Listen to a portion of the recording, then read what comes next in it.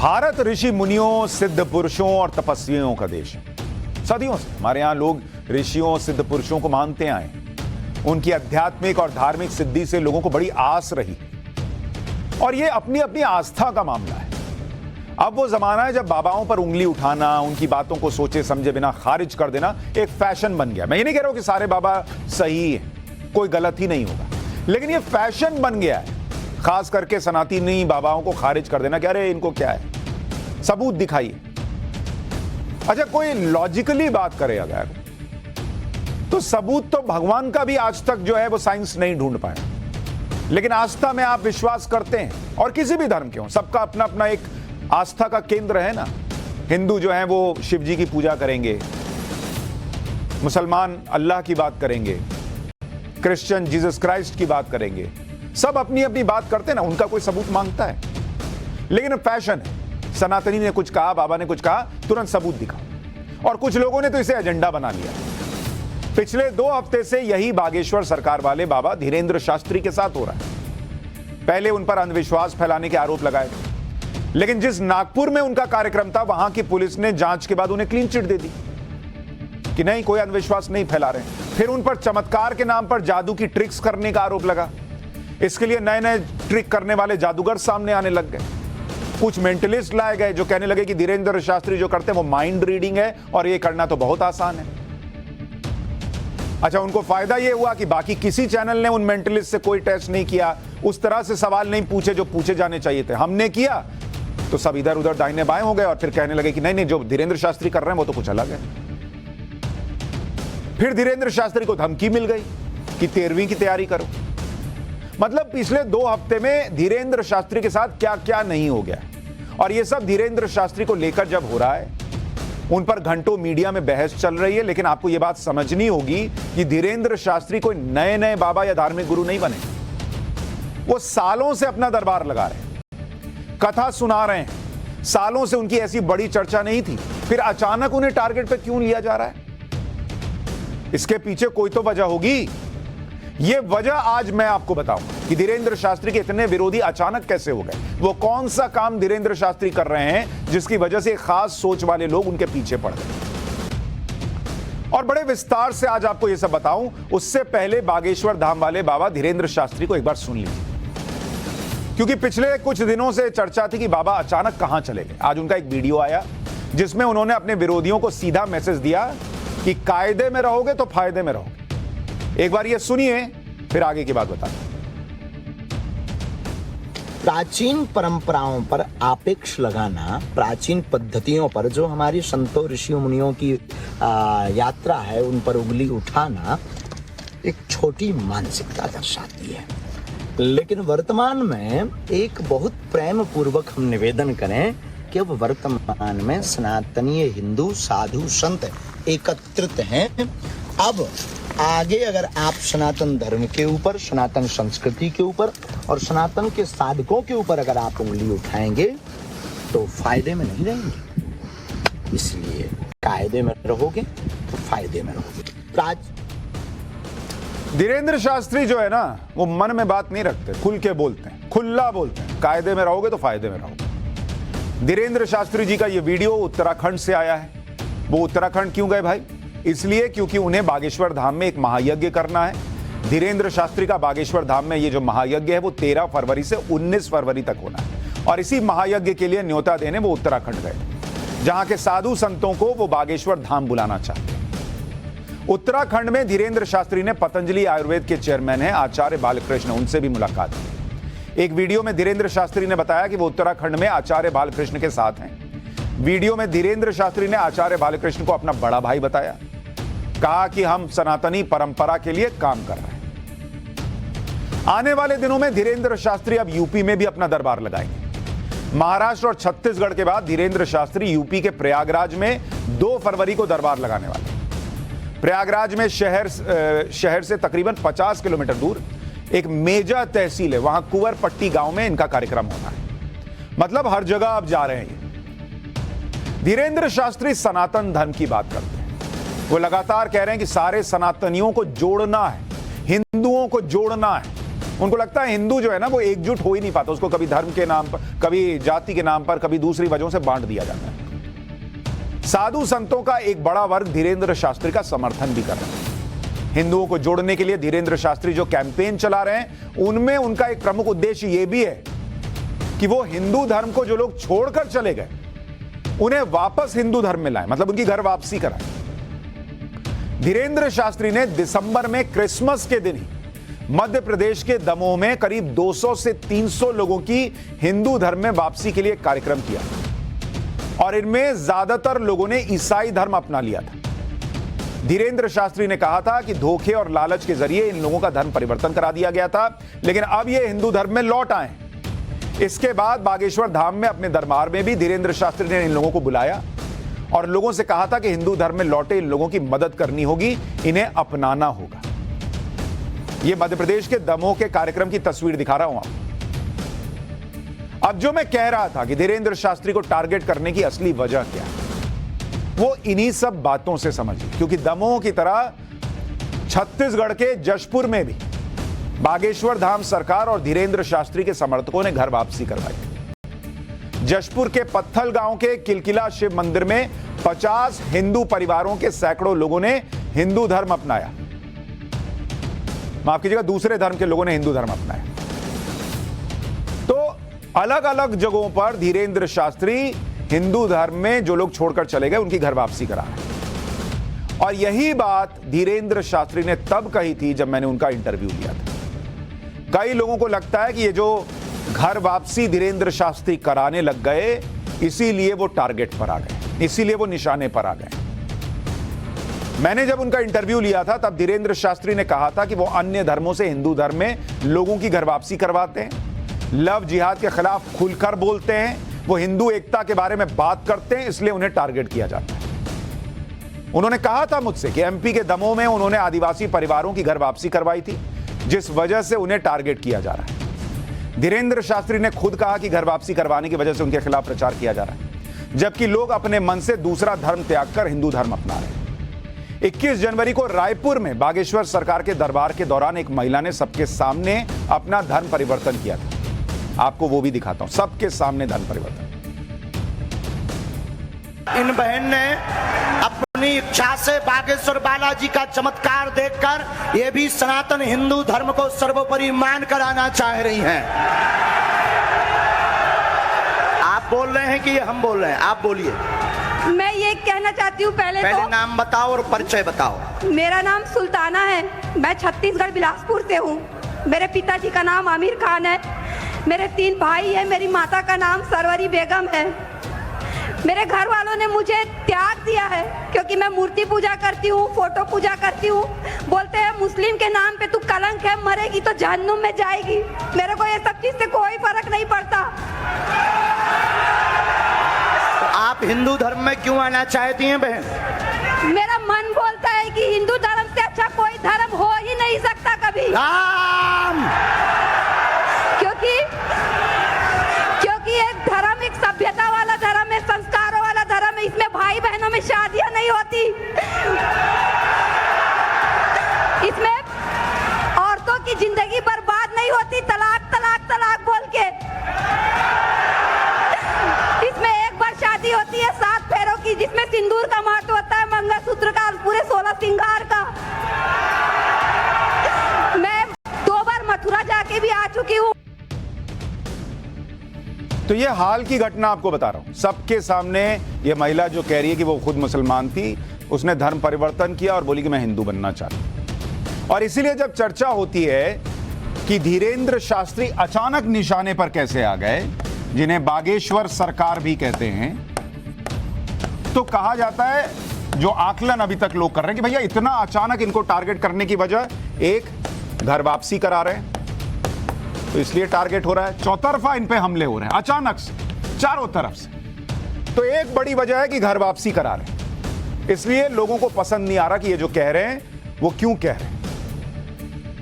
अच्छा, हिंदू धर्म छोड़कर गए लोगों को फिर से हिंदू धर्म में लाने के अभियान के साथ साथ धीरेंद्र शास्त्री लव जिहाद जैसे मुद्दों को भी उठाते हैं। उनका एक वीडियो बड़ा वायरल है मैं वो भी आपको दिखाना चाहता हूं, उससे भी आपको पता चलेगा कि क्यों धीरेंद्र शास्त्री आजकल निशाने पर। बहनों, मेरी बहनों, इस वीडियो को जरूर जन जन तक पहुंचाना। तुम मर जाना बिना विवाह के, काना, कुबड़ा, लंगड़ा, लूला, इसको स्वीकार कर लेना बहन। मेरी बहन, अगर मुझे मानते हो तो मैं भारत की प्रत्येक बहनों से प्रार्थना करूंगा, स्वप्न में भी किसी दूसरे धर्म का, क्योंकि वो कलावा बांध कर आएगा, तिलक लगाकर आएगा, फिर तुम्हें लव जिहाद का शिकार बनाएगा। कोई सनातन के खिलाफ या तुम्हारी किसी सहेली को कोई दूसरे धर्म का व्यक्ति बहला रहा हो, फुसला रहा हो, माया जाल फैला रहा हो, बहन मेरी प्रार्थना है, हो सके तो उसका पुरजोर विरोध करना।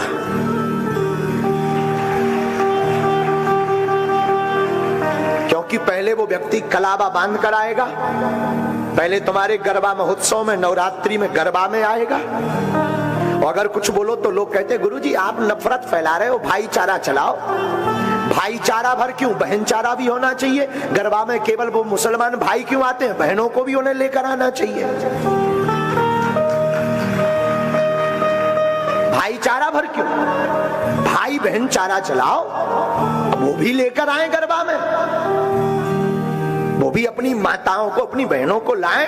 हमारी बहनें जाती हैं गरबा में, महोत्सव में, वो भी लेकर आए, लेकिन नहीं। धीरेंद्र शास्त्री मन में कुछ नहीं रखते, खुलकर बोलते हैं। और ये दूसरी वजह है, एक तो वो घर वापसी करवा रहे हैं जो आपको बताया, दूसरा धर्म की रक्षा की बात कर रहे हैं कि भाई आप जो है वो अपने धर्म में टिके रहो। इस वजह से भी वो निशाने पर आ गए हैं कि भाई धर्म की रक्षा की बात क्यों करते हैं, और जो सवाल पूछते हैं वो लोगों को चुभ रहे हैं।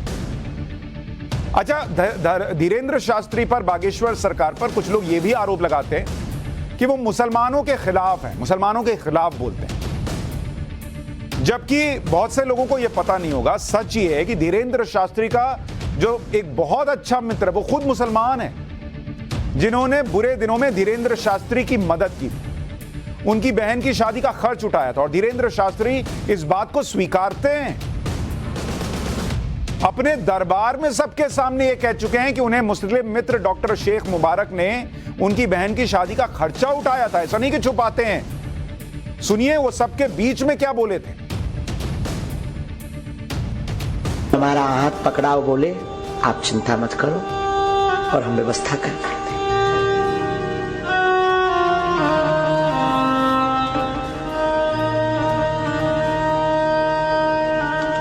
और महाराज जी बिना विचार किए इन्होंने हमें जो है दूसरे दिन 20,000 रुपए ला करके दिए।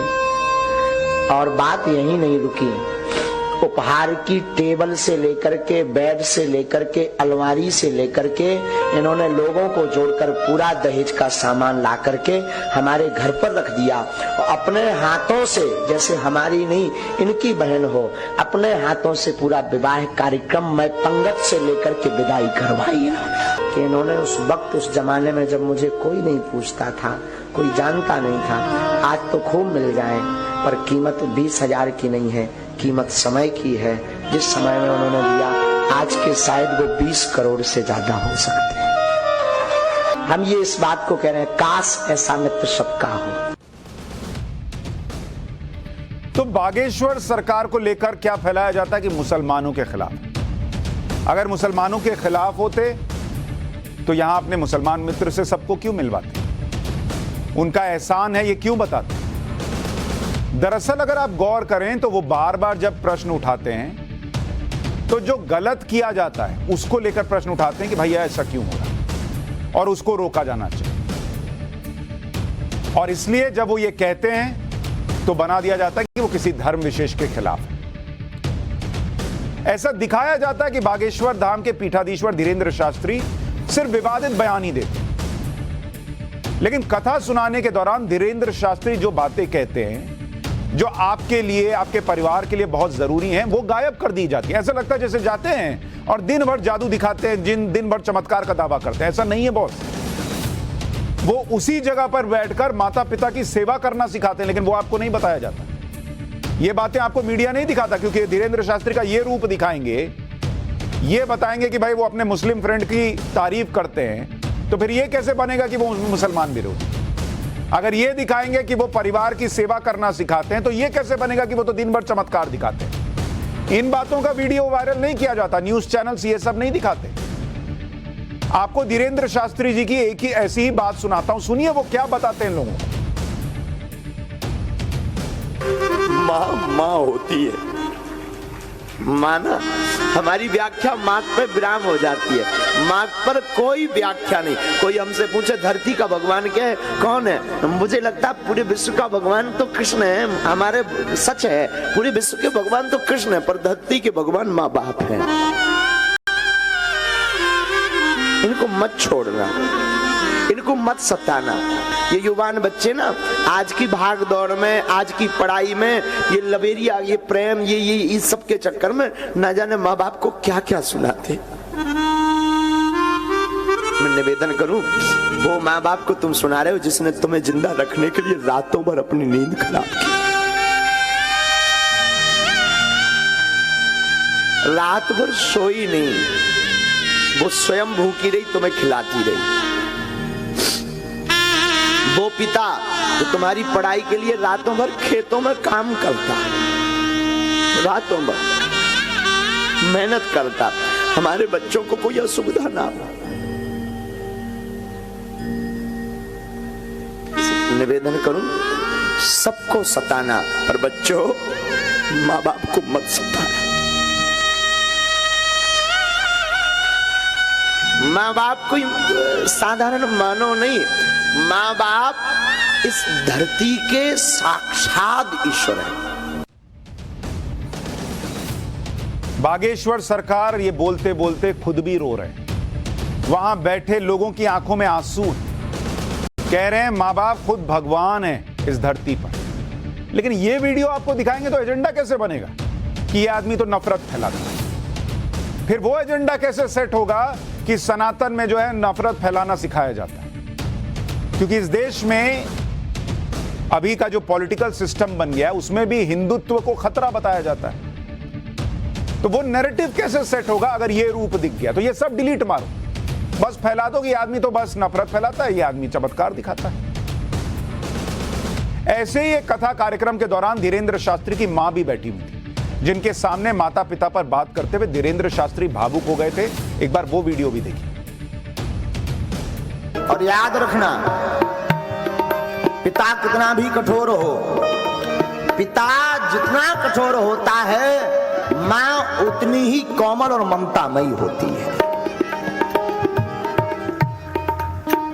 और याद रखना मेरे पागलों, तो दुनिया में सबका दिल दुखाना, पर माँ बाप का कभी दिल मत दुखाना। बेटा हो या बेटी, कितने भी गड़बड़ हो, कितनी भी गालियां बकलें, उल्टा सीधा बोलने,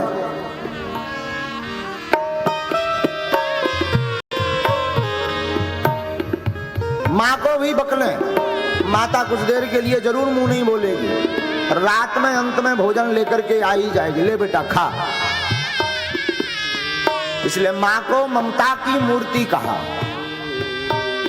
और हमारा तो निज अनुभव है, धरती पर भगवान के दर्शन करना है तो माँ बाप और गुरु यही धरती के भगवान है। मैं निवेदन करूंगा मेरे भाई बहन, मेरे पागलों, तुम जीवन में सबको दुखी करना, माँ बाप को दुखी मत करना। तुम सबके ऊपर चिल्ला पड़ना, औरों पर चिल्लाओगे कोई नहीं सुनेगा। एक तुम्हारी मां होती है जो तुम्हारा चिल्लाना भी सह लेती है, कुछ नहीं बोलती, मौन हो जाती।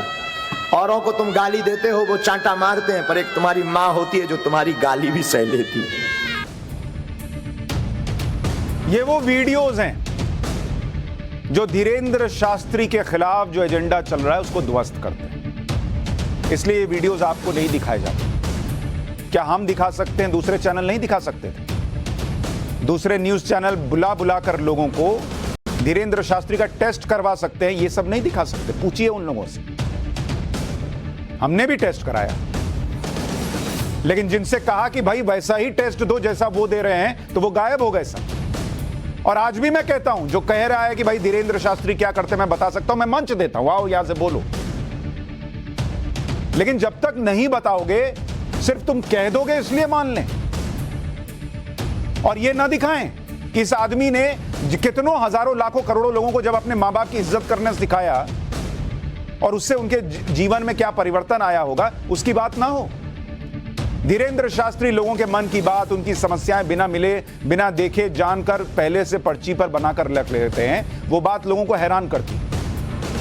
सच क्या यह हमें भी पता नहीं, लेकिन इसमें कुछ नया नहीं है कि किसी बाबा के पास ऐसी कोई सिद्धि हो या सिद्धि होने के दावे हो, क्योंकि भारत सिद्ध पुरुषों का देश है बॉस। ऐसे ऐसे तपस्वी, ऐसे ऐसे तांत्रिक, ऐसे ऐसे बाबा रहे जिनके चमत्कार को दुनिया मानती रही। यहां तक कि दुनिया के बड़े बड़े देशों के प्रधानमंत्री, राष्ट्रपति भी इन बाबाओं की सिद्धि से हैरान रहे। मैं आपको एक उदाहरण देता हूं। ऐसे ही एक चर्चित बाबा के बारे में आपको बताता हूं, जिनका नाम है चंद्रा स्वामी। आपने नाम सुना होगा, जो 70 के दशक के दौरान भारत और विदेश में बहुत चर्चित हो गए थे। उस समय कई नेताओं के साथ चंद्रा स्वामी के संबंध थे। चंद्रा स्वामी भी तंत्र मंत्र और चमत्कार करने के दावे किया करते थे। चंद्रा स्वामी तो यहां तक दावा करते थे कि वो लोगों का मन पढ़ सकते हैं। चंद्रा स्वामी खुद दावा किया करते थे कि उनके चमत्कार से दुनिया के कई देशों के राष्ट्रीय अध्यक्ष भी प्रभावित हो गए थे। चंद्रा स्वामी के जिस कहानी के बारे में आज आपको बता रहा हूं, सुनिए, एक उदाहरण के तौर पे दे रहा हूं। साल 1975 में ब्रिटेन की कहानी है ये। इंडिया की भी नहीं बता रहा हूं कि इंडिया का बताएंगे तो कहेंगे अरे हमारे यहां तो लोग बाबाओं में विश्वास ही करते हैं। ब्रिटेन की कहानी सुनिए। उस समय भारत में इंदिरा गांधी की सरकार थी और ब्रिटेन में भारत के deputy high commissioner Natwar Singh होते थे। कांग्रेस के नेता है ना नटवर सिंह, विदेश मंत्री भी रहे। वो उस समय डिप्टी हाई कमिश्नर होते थे ब्रिटेन में, भारत के, जो यूपीए सरकार में भारत के विदेश मंत्री थे। तब इतने सीनियर नहीं थे। साल 1975 तक चंद्रा स्वामी अपने चमत्कार दिखा दिखाकर तत्कालीन केंद्र सरकार के कई मंत्रियों और बड़े अधिकारियों के करीब आ चुके थे। इनमें तत्कालीन विदेश मंत्री वाईबी चौहान और ब्रिटेन में भारत के deputy high commissioner Natwar Singh भी शामिल थे। इसके बाद जो हुआ वो नटवर सिंह ने अपनी किताब walking with the lion, tales from diplomatic past में लिखा। और नटवर सिंह ने लिखा है, कांग्रेस के नेता ने लिखा है। सुनिए वो क्या लिखते हैं अपनी किताब में। वो लिखते हैं कि 1975 में चंद्रा स्वामी ने नटवर सिंह से लॉर्ड माउंटबेटन और ब्रिटिश नेता मार्गरेट थैचर से मिलवाने के लिए कहा। गए वो, तो नटवर सिंह को किसी ने कहा फोन करके कि भाई ये जा रहे हैं चंद्रा स्वामी, जरा इनकी मदद करना। नटवर सिंह गए तो उन्होंने कहा कि मुझे मार्गरेट थैचर से मिलना है, जो उस वक्त ब्रिटेन में नेता प्रतिपक्ष होती थी। नटवर सिंह को भी लगा कि मार्गरेट थैचर से कैसे मिलेंगे, लेकिन उन्होंने कहा आप ट्राई तो कीजिए, हो जाएगा। तो नटवर सिंह अनमने मन से गए, लेकिन किस्मत ऐसी कि मार्गरेट थैचर तैयार हो गई, लेकिन बोली 10 मिनट से ज्यादा नहीं दूंगी। मीटिंग फिक्स हो गई। चंद्रा स्वामी जब अगले दिन मार्गरेट थैचर से मिलने पहुंचे तो बड़ा सा तिलक लगा रखा था, गले में रुद्राक्ष की ढेर सारी मालाएं थी, हाथ में लाठी थी। अच्छा, चंद्रा स्वामी को अंग्रेजी बोलनी तक नहीं आती थी, इसलिए नटवर सिंह उस दिन चंद्रा स्वामी के ट्रांसलेटर की भूमिका निभा रहे थे। ये नटवर सिंह ने खुद लिखा है। फिर मार्गरेट थैचर के साथ बातचीत शुरू होती है। तो मार्गरेट थैचर ने चंद्रा स्वामी से पूछा कि भाई बताइए क्या मैं आपकी मदद कर सकती हूं। तो उन्होंने कहा कि मैं आपको आपका भविष्य बताने आया हूं। तो हड़बड़ा गई। तो उन्होंने कहा कि मतलब? तो बोली कि नहीं, आपके मन में भविष्य को लेकर जो प्रश्न है मैं उसका जवाब देने आया हूं।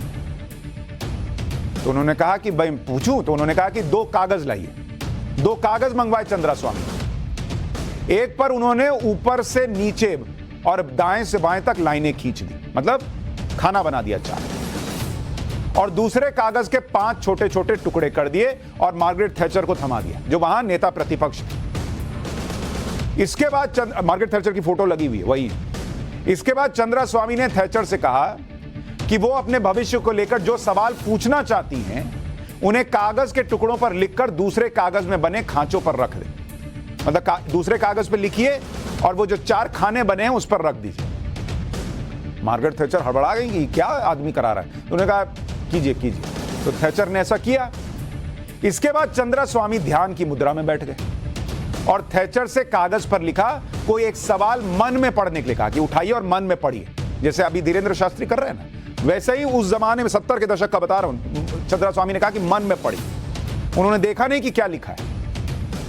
मार्गरेट थैचर ने, अच्छा ये सब नटवर सिंह ने लिखा अपनी किताब में। जैसे ही थैचर ने मन में सवाल पढ़ा, चंद्रा स्वामी ने वही सवाल हूबहू दोहरा दिया।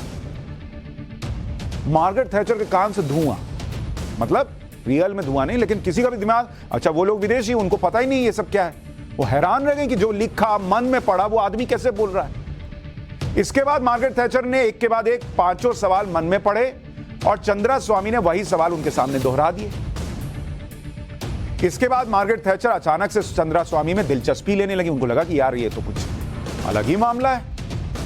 अच्छा, नटवर सिंह बगल में बैठे हुए थे, क्योंकि वो हिंदी में बोलते थे, वो अंग्रेजी में ट्रांसलेट करके मार्गरेट थैचर को बताते थे। मार्गरेट थैचर अंग्रेजी में बोलती थी, वो ट्रांसलेट करके हिंदी में चंद्रा स्वामी को बताते थे।